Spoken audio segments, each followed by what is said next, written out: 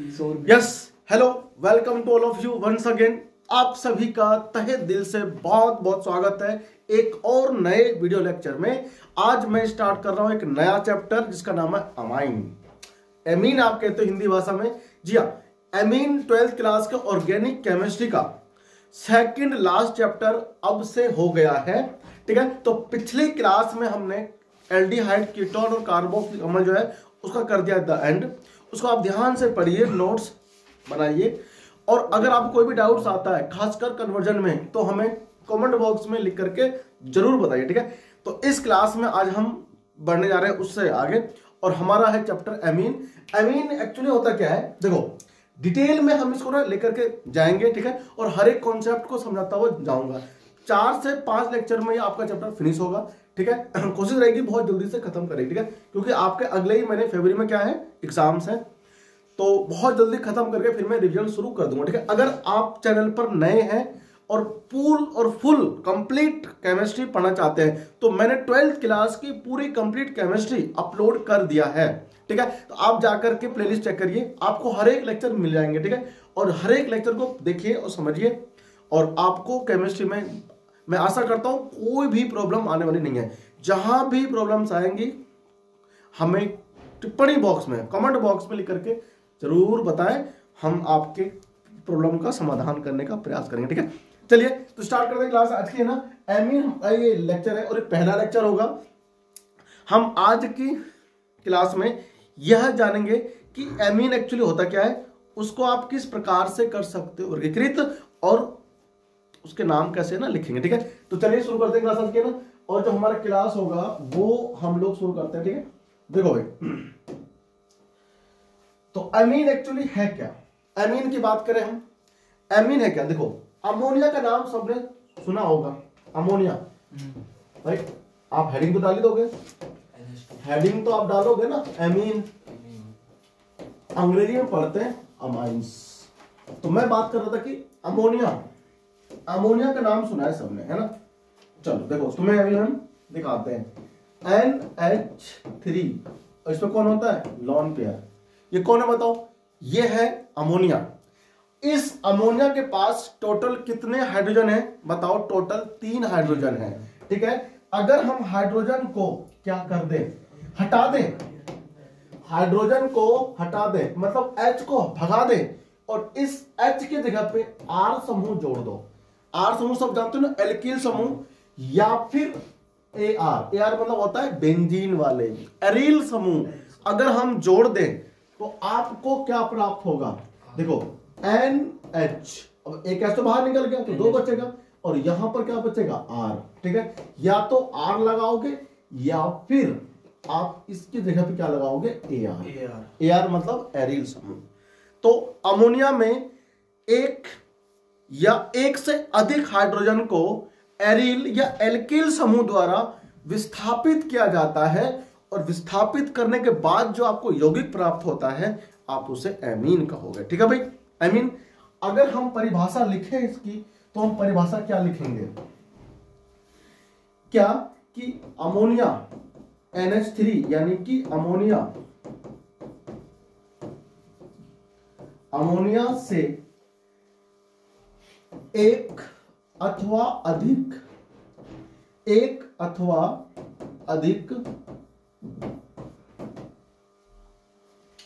Hydrogen परमाणु को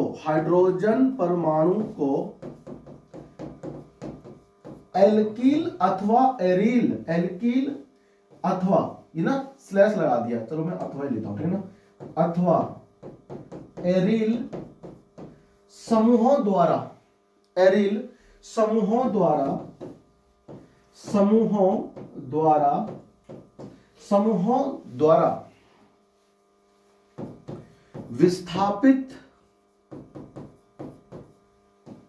विस्थापित करने से प्राप्त यौगिक को एमीन कहते हैं। क्या कहते हैं, एमीन कहते हैं। ठीक है भाई साहब, एमीन एक्चुअली क्या होता है, अब आप शायद ये समझ गए होंगे कि अमोनिया में से H बाहर निकालो, एक निकालो, दो निकालो, तीनों H निकाल दो,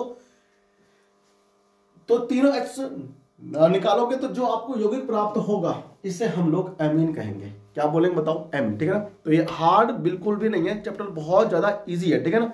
इसको कोई भी ना टिपिकल नहीं कह सकता इस चैप्टर को, ठीक है। तो डेफिनेशन क्या है? अमोनिया से, किससे? अमोनिया से ना, लिख दो ब्रैकेट में, अमोनिया से एक अथवा अधिक, ये क्या लिख दिया? अधिक, एक अथवा अधिक H परमाणु को एल्किल अथवा एरिल समूहों द्वारा विस्थापित करने से प्राप्त यौगिक को क्या कहेंगे बताओ? एमीन कहेंगे, ठीक है। अब मैं नीचे एग्जांपल लिखूंगा, ठीक है ना। देखो भाई, R समूह कौन हो सकता है? R आपको कौन हो सकता है? CH3 मिथाइल हो सकता है ना, इथाइल समूह हो सकता है, प्रोपाइल समूह हो सकता है कि नहीं? ये सब तो होते हैं। तो ये एक्चुअली है क्या? एल्किल समूह है। और AR के स्थान पर कौन हो सकता है बताओ? C6H5, ठीक है ना, फिनाइल समूह हो सकता है, ठीक है। कोई भी एरोमेटिक यौगिक हो सकता है, ठीक है ना। एरिल समूह आप कहते हो। एग्जाम्पल देखें इसका फटाफट से, कुछ ना तो हमें एग्जाम्पल देखने को यहां से मिलेगा प्राप्त। CH3NH2 ये हो सकता है। ऐसा भी हो सकता है भैया, NH, इधर भी CH3, इधर भी CH3, है कि नहीं? ऐसा भी तो हो सकता है, ऐसा भी तो हो सकता है कि CH3 CH2 NH, ऊपर लगा दो आप CH2 CH3, है ना। देखो इथाइल समूह जोड़ सकते हैं, इसमें मिथाइल समूह जोड़ सकते हैं। आप चाहो तो बेंजीन भी लगा सकते हो। ये लो NH2 कर दिया। अमोनिया में से क्या हो गया? इसको हमने हटा दिया। अच्छा, इसमें एक बात आपको ध्यान रखना है कि ये जो हमारे पास नाइट्रोजन होगा एमीन में, उसके पास एकाकी इलेक्ट्रॉन युग्म की उपस्थिति होगी, ठीक है ना। या फिर आप कह सकते हो युगल इलेक्ट्रॉन इसके पास होता है, ठीक है। नो समस्या किसी को? कॉपी करो, बढ़ते हैं आगे। हो गया सर, हो गया। तो यानी आप इसको एक भाषा में ये कह सकते हो कि ये एक्चुअली है क्या? अमोनिया व्युत्पन्न। क्या है ये? एमीन अमोनिया व्युत्पन्न है, अमोनिया व्युत्पन्न है। ये आधा नहीं है, ठीक है ना, और पूरा फिर नहीं।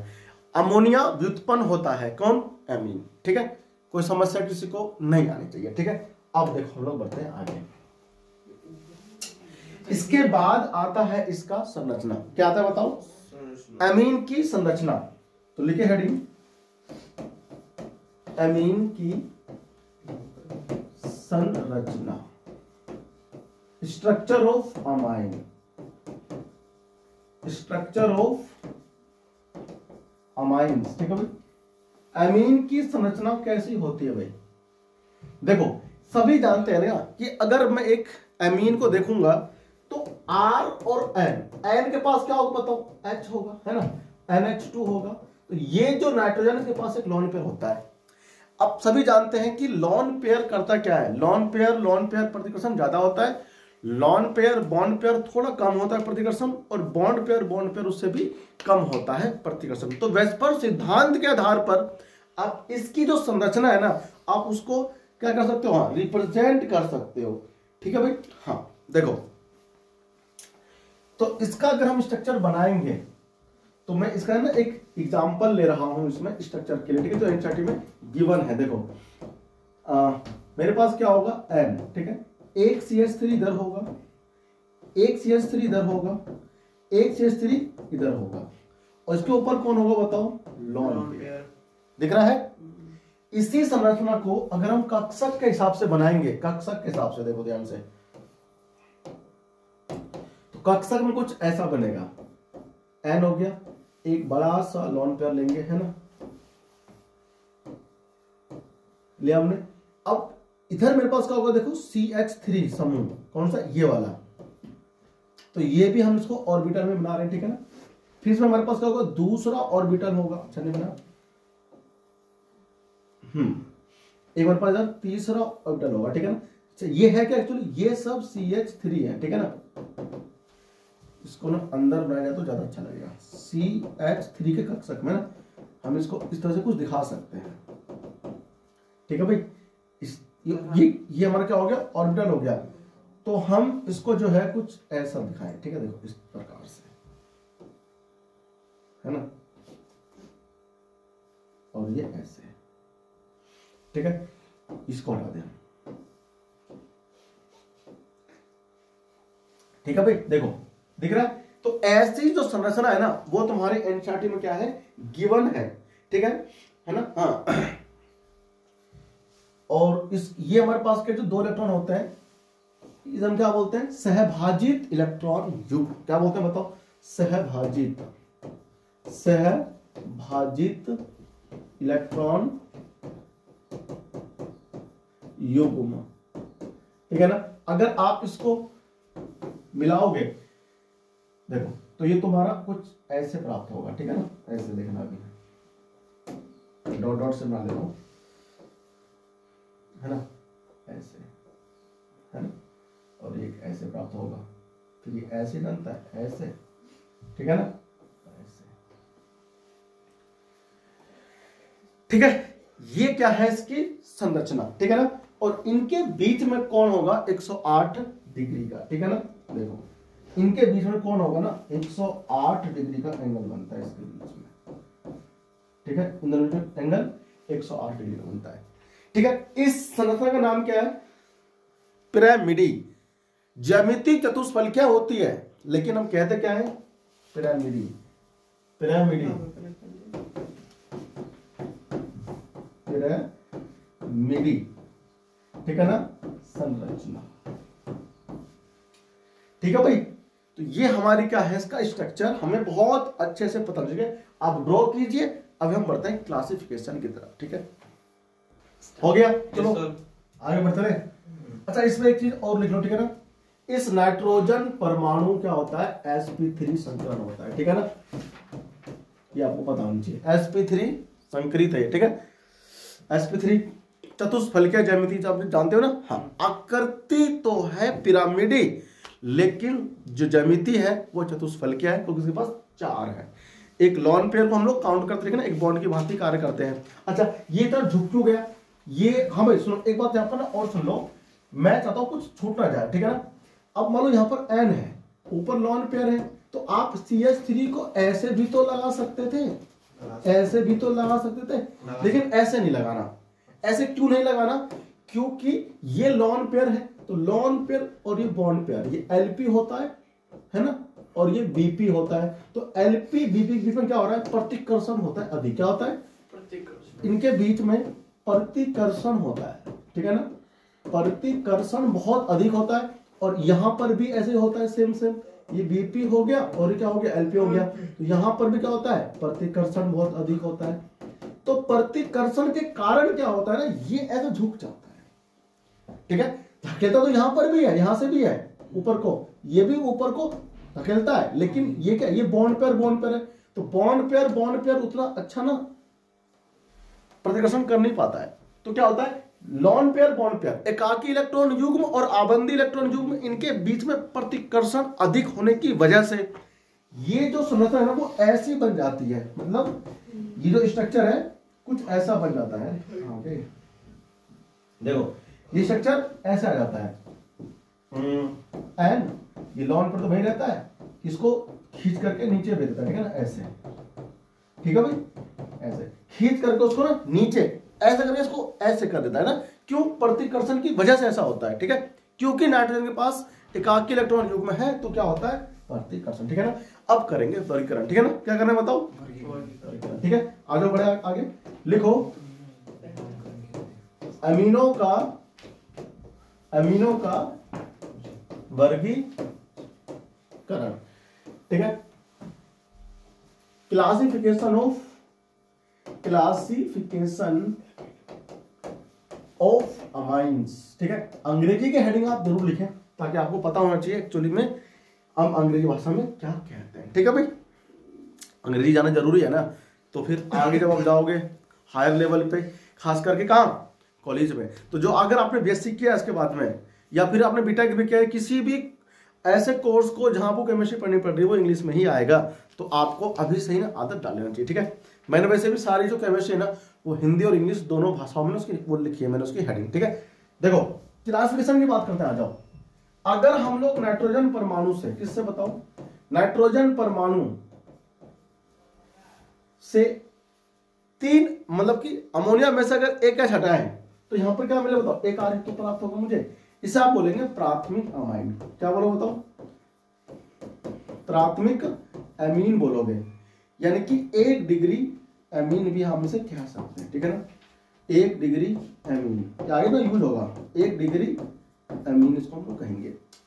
एक मेरे पास है ये, इसके पास 2 R समूह लग गया है ना, अलग अलग हो सकता है, सेम भी हो सकता है R समूह, तो इसको बोलोगे द्वितीय एमीन, ठीक है ना। द्वितीय एमीन हम इसको कहेंगे, या फिर 2 डिग्री एमीन हम इसे कह सकते हैं, ठीक है भाई। 2 डिग्री एमीन भी आप इसे कह सकते हो। और ध्यान रखो तीसरी बात इधर, इस एन के पास हमने क्या किया, एक आर यहां लगा दिया डैश, एक आर ये डैश डबल डैश हो गया, और यहां पर ये आर। अब बताओ इस नाइट्रोजन के साथ में कितने हैं, 3 आर नहीं है, तो हम इसे बोलेंगे 3 डिग्री, ठीक है। सब पे लॉन्ग पेयर होता है ना नाइट्रोजन पे, तो आपको पता होना चाहिए। देखो इसे हम लोग बोलते हैं तृतीय एमीन हम इसे कहते हैं, ठीक है ना, या फिर 3 डिग्री एमीन। एमीन को आप इस प्रकार से करोगे वर्गीकृत, ठीक है, तृतीय एमीन, ठीक है। हाँ इस तरह क्या होते हैं, मेरे पास एमीन होता है, लिखो। हो गया। एग्जाम्पल अगर इसमें देखा जाए तो आप क्या क्या लिखोगे बताओ भाई। CH3 हो गया, NH2, बताओ ये क्या है, 1 डिग्री अमीन है कि नहीं, CH3, और यहां पर मान लो N हो गया, मैंने इधर लगा दिया C2H5, और ये क्या हो गया इधर H, 2 डिग्री अमीन हो गया, है ना, 2 डिग्री अमीन हो गया। अगर मैं इधर N ले लेता हूं, इधर भी CH3, इधर भी CH3, इधर भी CH3, है ना, ये इथाइल समूह ले सकते हैं। देखो तो ये हो गया तुम्हारा 3 डिग्री एमीन, क्या हो गया एमीन, तो इस पे लिखना है ना, 3 डिग्री एमीन हो गया, ये 1 डिग्री एमीन हो गया, ठीक है, और ये तुम्हारा 3 डिग्री एमीन हो गया, ठीक है भाई, इस प्रकार से। और हम एरिल समूह भी ले सकते हैं, है ना, मान लो बेंजीन है, नाम तो इसका पता होगा ना आपको, 11 में पढ़ चुके हो आप इसको ऐसे भी ले सकते हो,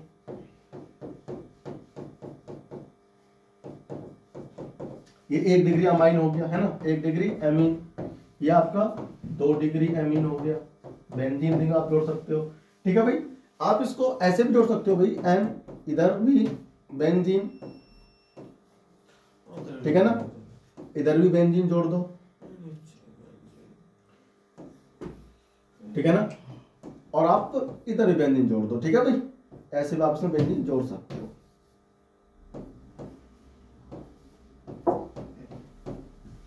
ठीक है। और यहां पर क्या है इधर लॉन पेयर, ये हमारे पास क्या है भाई 3 डिग्री एमीन, 3 डिग्री एमीन। तो एमीन की ना जो स्ट्रक्चर्स है ना, ये हमें पता होना चाहिए एक्चुअली होता कैसा है, और 1 डिग्री अमाइन क्या होता है, 2 डिग्री अमाइन क्या होता है, 3 डिग्री अमाइन क्या होता है, ठीक है। अगर आप इसे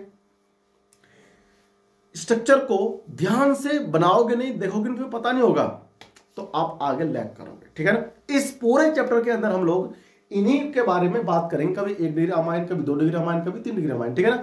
तो अमाइन बहुत बहुत इंपोर्टेंट है चैप्टर। अच्छा एक बात ये बताना चाहता हूं मैं कि एमीन जो होता है ये एक्चुअली ना हमारे जो शरीर के अंदर प्रोटीन होता है, प्रोटीन अमीन से ही बनता है, अमीनो अम्ल। अभी ना अब इसके बाद में आएगा चैप्टर जैवाणु, जब पढ़ाऊंगा आपको मैं जैवाणु, तब उसमें आपको मैं अमीनो अम्ल पढ़ाऊंगा, प्रोटीन पढ़ाऊंगा, है ना। डीएनए आरएनए इन सब में क्या होते हैं, यही तो होते हैं एमीन। तो हमारा पूरा बॉडी का स्ट्रक्चर जो है ना, प्रोटीन खास करके जो बनती है वो अमीनो अम्ल की बनती है। अमीनो अम्ल प्रोटीन का सबसे छोटी इकाई होती है। जैसे ना सबसे छोटी यूनिट क्या होती है, कोशिका होती है। भाई जो जीव होते हैं इसके शरीर का सबसे छोटी इकाई क्या होती है, कोशिका होती है, मौलिक इकाई। ऐसे ही क्या होता है, जो अमीनो एसिड होता है ना, सबसे छोटी फंडामेंटल यूनिट होती है किसके, प्रोटीन की। अमीनो एसिड्स आपस में क्या होते हैं, जुड़ते हैं बॉन्ड के थ्रू, ठीक है, और उस बॉन्ड के थ्रू जुड़ करके वो प्रोटीन का निर्माण करते हैं। पढ़ाऊंगा आपको जैव अणु में, ठीक है ना। तो ये हमारी रही आज की क्लास। आयुपेसिक नोमेनक्लेचर अपन बात करेंगे अगली क्लास में, ठीक है ना। एक लेक्चर लेंगे उसमें आयुपेसिक नेमिंग प्लस उसका विरचन यानी कि प्रिपरेशन ऑफ अमाइन, प्रिपरेशन यानी कि विरचन अमीन का कैसे करते हैं वो आपको मैं सिखाऊंगा, ठीक है। एक बात तो ध्यान रखना, आपको समझना आनी चाहिए बहुत अच्छे से, ठीक है। अमीन वाला लेक्चर हमारा आज स्टार्ट हो गया है और कल नेमिंग होगा। तो आप अगर नए हैं चैनल पे तो सब्सक्राइब कर लो अगला वीडियो देखने के लिए, ठीक है ना। और अगर आप पहली बार आए हो और हमें जानते हैं तो मेरा नाम मुकेश कुमार है, मैं केमिस्ट्री पढ़ाता हूं और आपके सामने हमारा चैनल, ठीक है ना। थैंक यू, बहुत बहुत धन्यवाद आपका वीडियो देखने के लिए। आपसे मिलते हैं अगली क्लास में। Thank you.